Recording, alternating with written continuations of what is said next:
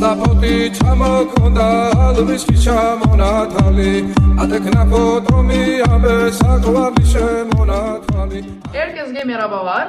Bugünkü levhamızda Gürcü ve Kırım Tatar tillerinin arasında farklılıklarını ve benzemesini göreceğiz. Bu benim Gürcü dostum. გამარჯობა, მე ნატალია ვარ საქართველოდან. Ve biz başlayımız.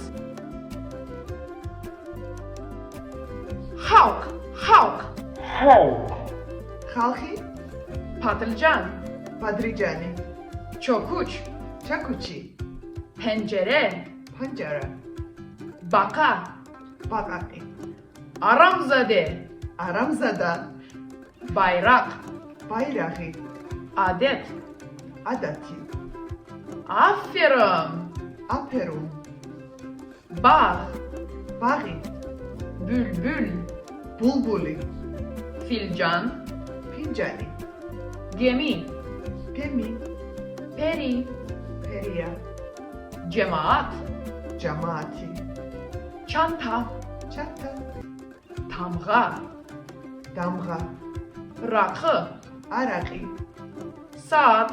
საათი. Herkese yaxşı günler olsun. Görüşkence. კარგად.